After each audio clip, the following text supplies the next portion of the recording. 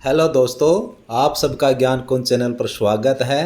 दोस्तों, जैसा कि आप सभी जानते हैं कि ज्ञान कुंज चैनल आपके लिए आपकी अध्ययन की सामग्री को सरल से सरलतम रूप में प्रस्तुत करने के लिए कटिबद्ध है। दोस्तों, आज भी हम हिंदी विषय के अंतर्गत जिस उप विषय को लेकर आए हैं उसकी विवेचना भी सरल विधि से की जाएगी, लेकिन यह सरल रूप आपको तब समझ में आएगा तब आप वीडियो को शुरू से अंत तक देखेंगे। हिंदी विषय के अंतर्गत दोस्तों आज हमारा उप विषय है छंद प्रकरण। छंद शब्द सुनते ही मन में जैसे कुछ तरंगे सी उठने लगी हैं, कुछ मधुर ध्वनि सी सुनाई देने लगी है। छंद शब्द का प्रभाव ही कुछ ऐसा है कि जो भी इसके संपर्क में आता है वही छंदमय बन जाता है। आखिर छंद क्या है? आओ छंद प्रकरण के तहत छंद को समझते हैं। छंद संस्कृत शब्द के छिदि धातु से बना है। छिदि का अर्थ होता है ढकना। सबसे पहले छंद की चर्चा ऋग्वेद में की गई। उसके बाद छांदोग्य उपनिषद में कहा गया कि देवताओं ने मृत्यु भय से अपने को छंद से ढक लिया। शास्त्रों के अनुसार कहा यह भी जाता है कि कलाकार और कलाकृतियों को छंद अकाल मृत्यु से बचाता है। छंद कलाकार और कलाकृति को अकाल मृत्यु से बचाता है। इसका तात्पर्य यह है कि छंदोबद्ध रचनाएं कालजयी होती हैं, अमर होती हैं। वेद में भी यह चर्चा की गई है कि देवताओं ने मृत्यु के भय से छंदों को ओढ़ लिया था, या छंदों को ओढ़ने का मतलब ये है कि देवताओं ने अपनी कृतियों को, अपनी रचनाओं को छंदों में लिपटा दिया था, अर्थात उनको छंदोबद्ध कर दिया गया था, इसलिए देवता भी अमर हो गए। छंदोबद्ध रचनाओं का सौंदर्य देखते ही बनता है। अतः हम संक्षिप्त में कह सकते हैं कि छंद वह सुंदर परिधान है जिसे कविता कामनी धारण करके और अधिक सुंदर बन जाती है। अब आपकी समझ में आ गया होगा कि छंद भी अलंकार की तरह ही कविता की सुंदरता बढ़ाते हैं, किंतु दोनों में नियम अलग अलग हैं। कविता में कई बार एक ही पद में कई अलंकार देखे जा सकते हैं। वह अलंकार इसका उदाहरण है। छंद में ऐसा संभव नहीं है कि आप एक पद में ही एक या दो छंदों का प्रयोग कर दें, लेकिन छंद में ऐसा संभव नहीं है कि आप एक पद में दो या तीन छंदों का प्रयोग कर दें। जिस छंद में आपने पद शुरू किया उसी छंद में उस पद को आपको पूरा करना पड़ेगा। इसीलिए छंदोबद्ध रचनाओं को अकाल मृत्यु से मुक्त कहा गया है। ये छंद का सामान्य परिचय था। छंद के विशेष परिचय के रूप में हम छंद के कुछ महत्वपूर्ण बिंदुओं पर चर्चा करेंगे, जिनके अभाव में छंद को समझना मुश्किल हो जाता है। ये बिंदु ज़्यादा मुश्किल नहीं है और संख्या में भी ज़्यादा नहीं है। ये 10-12 की गिनती के आसपास के हैं। जिसकी भी समझ में बिंदु आ गए, समझो उसकी समझ में छंद आ गया। कविता में प्रयुक्त छंद को वो चुटकियों में बता देगा कि ये कौन सा छंद है, किंतु इसके लिए शर्त एक है, और वो शर्त यह है कि आप वीडियो के अंत तक हमारे साथ बने रहेंगे। तो आइए अब हम अध्ययन करते हैं उन बिंदुओं का जो छंद की संरचना को समझने में हमारी सहायता करेंगे। हमारा पहला बिंदु है वर्ण। छंद में वर्ण को ही अक्षर कहा जाता है। व्यंजन की छंद में गिनती नहीं होती। स्वर सहित वर्ण ही स्वीकार्य है। कहने का मतलब है स्वर रहित जो व्यंजन होता है उसको छंद के अंदर गिना नहीं जाता है। अब इसको समझने के लिए हम एक उदाहरण करते हैं। हमारे पास शब्द है स्वास्थ्य। छंद के अनुसार इसके दो खंड बनेंगे, स्व जमा स्थ। अगर इसको छंद से परे व्याकरण के नियम अनुसार खंडित किया जाए तो श हलंत जमा व हलंत जमा आ जमा श हलंत जमा थ हलंत जमा य हलंत जमा ए 7 टुकड़े बढ़ेंगे, जिन्हें छंद शास्त्र स्वीकार नहीं करता है। छंद शास्त्र के अनुसार तो इस शब्द के 2 ही टुकड़े माने जाएंगे। स्वर रहित वर्ण अर्थात आधा अक्षर अपने साथ वाले पूरे अक्षर के साथ गिना जाएगा। छंद शास्त्र में वर्ण के 2 भेद माने गए हैं। पहला भेद है लघु वर्ण, दूसरा दीर्घ वर्ण। लघु वर्ण वह वर्ण होता है जिसके बोलने में थोड़ा सा समय लगता है। दीर्घ वर्ण लघु वर्ण से दुगने समय में बोला जाता है। यहाँ पर हम एक उदाहरण के द्वारा समझ सकते हैं। जैसे क, उसका का दीर्घ रूप है। इस प्रकार हम यहाँ पर देखते हैं कि क के उच्चारण में थोड़ा सा समय लगा, का के उच्चारण में कैसे दुगना समय लगा। तो क लघु वर्ण हुआ और का दीर्घ वर्ण। मात्रा क्या है? मात्रा किसी वर्ण के उच्चारण में लगा हुआ समय होता है। वर्ण के उच्चारण में लगा समय ही हमें मात्राओं की पहचान करवाता है कि यह मात्रा लघु है या दीर्घ मात्रा है।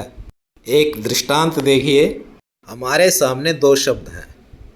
पहला शब्द है कुल, जिसका अर्थ हो गया सारा, वंश, खानदान। दूसरा शब्द है कूल, किनारा।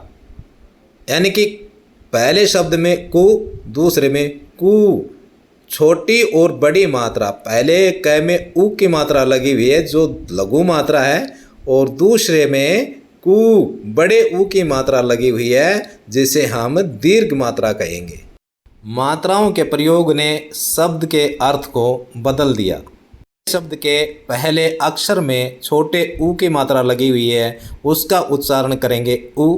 दूसरे शब्द के पहले अक्षर क में बड़े ऊ की मात्रा लगी हुई है जिसका उच्चारण करेंगे ऊ। पहले शब्द में लगी मात्रा में थोड़ा सा समय लगा, दूसरे शब्द में लगी बड़े ऊ की मात्रा में पहले ऊ से दुगना समय लगा।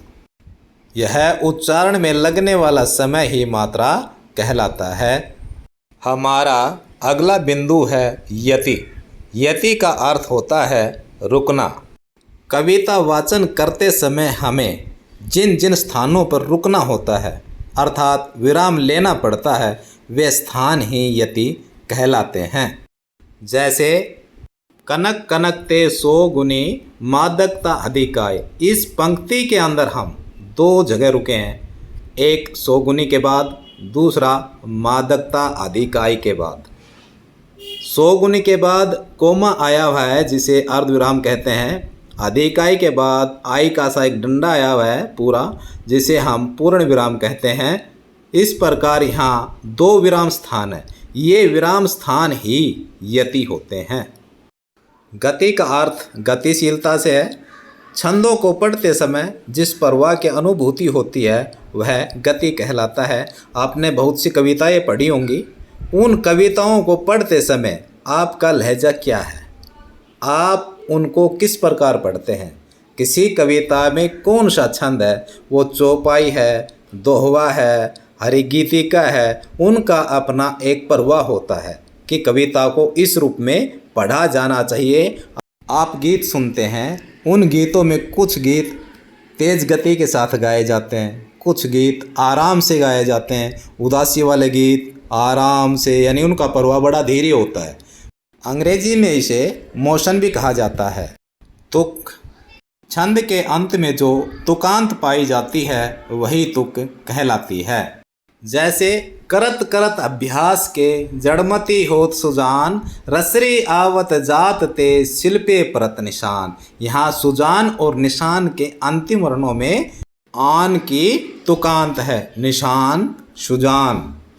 यह तुकांत ही तुक कहलाती है। अनुस्वार और अनुनासिक। छंद शास्त्र में अनुस्वार युक्त वर्ण दीर्घ वर्ण की श्रेणी में आता है। अनुनासिक, अनुनासिक का मतलब चंद्र बिंदु, चंद्र बिंदु से युक्त वर्ण लघु की श्रेणी में आएगा, चाहे उसमें दीर्घ मात्रा क्यों न लगी हो। लघु वर्ण को अंग्रेजी के आई अक्षर से, दीर्घ वर्ण को अंग्रेजी के एस अक्षर से दर्शाया जाता है। ये थे हमारे छंद को समझने के महत्वपूर्ण बिंदु। इन बिंदुओं को हमने समझ लिया है तो छंद की परिभाषा हम अब बहुत ही आसान ढंग से समझ जाएंगे। छंद की परिभाषा है, कविता में वर्ण, मात्रा, यति, गति, तुक आदि के नियम को छंद कहा जाता है। प्रिय पाठकों, दर्शकों, विद्यार्थियों, उम्मीद है आपको छंद की संरचना समझ में आ गई होगी। अब हम करते हैं छंद का एक विशेष भाग गण। गण का अर्थ होता है समूह। गण 8 प्रकार के होते हैं: यगण, मगण, तगण, रगण, जगण, भगण, नगण और सगण। इन गणों को पहचानने और समझने के लिए अब आपको एक सूत्र बताया जा रहा है। यह सूत्र एक शब्द है, इस शब्द को याद कर लीजिए और थोड़ा सा समझ लीजिए। उसके बाद आप गणों को पहचानने और उनको बनाने में सक्षम हो जाएंगे। सूत्र है यमाता राज भान सलगा। पूर्व में हमने अध्ययन किया कि लघु मात्रा से युक्त वर्ण आई से लिखा जाएगा, दीर्घ मात्रा से युक्त वर्ण एस से लिखा जाएगा। गण बनाने से पहले हम गण को समझने, एक गण में 3 वर्ण होते हैं, अर्थात एक गण का एक समूह होता है, उस समूह में 3 वर्ण होते हैं। पहला गण बनाते हैं। सूत्र के हमने आगे के 3 वर्ण लेने हैं। पहला वर्ण यह आई, दूसरा वर्ण मा एस, तीसरा वर्ण ता एस। सूत्र के पहले वर्ण के साथ य के बाद के 2 वर्ण लेते हैं, मा और ता। अब तीनों को आपस में प्लस करते हैं, शब्द बन गया यमाता। इस शब्द में लघु और दीर्घ को चिन्हित करते हैं। चिन्हित करने पर यह आई, मा और ता एस एस। इस प्रकार यहाँ यगण बना, जिसमें एक लघु और 2 गुरु वर्ण हैं। अब अगला गण बनाते हैं। सूत्र से हमने पहले 3 वर्ण लिए, तीनों वर्णों में यह, मा और ता को लिया। इनमें यह सबसे पहले था, उसी के आधार पे गण बना, उसका नाम पड़ा यगण। अब हम यह के बाद के 3 वर्ण लेते हैं। तीनों वर्णों में मा सबसे पहले है, तो मा से गण का नाम रहेगा मगण। हमने यह के बाद के 3 वर्ण लिए, मा ता रा। इनमें पहला वर्ण मा है, इसलिए गण का नाम मैं से पड़ेगा मगण। अब लघु दीर्घ देखते हैं। मगण के वर्ण है मा ता रा। मा एस यानी कि दीर्घ वर्ण है, ता एस दीर्घ वर्ण है, रा एस दीर्घ वर्ण है। इस प्रकार मगण गण की पहचान बनी ट्रिपल एस यानी कि 3 एस। तो मगण गण में 3 दीर्घ वर्ण आते हैं। इस प्रकार हम 8 के 8 गण बना सकते हैं। बस आपको करना क्या है, यमाता राज भान सलगा को याद कर लीजिए। उसका पहला वर्ण लिए, फिर उसके बाद के 2 वर्ण। जब आप ये गण बना चुके हैं तो उसके बाद का मैं उठाना, यानी कि मा ता रा, फिर उससे मगण बन जाएगा। उससे आगे ता है, उसके बाद वाले 2 लेंगे, तगण बन जाएगा। फिर रा है, रा के बाद वाले 2 उसके साथ जोड़ेंगे, रगण बन जाएगा। इस प्रकार आप अपने 8 गण बना सकते हैं। बस आपको याद करना है राज भान सलगा।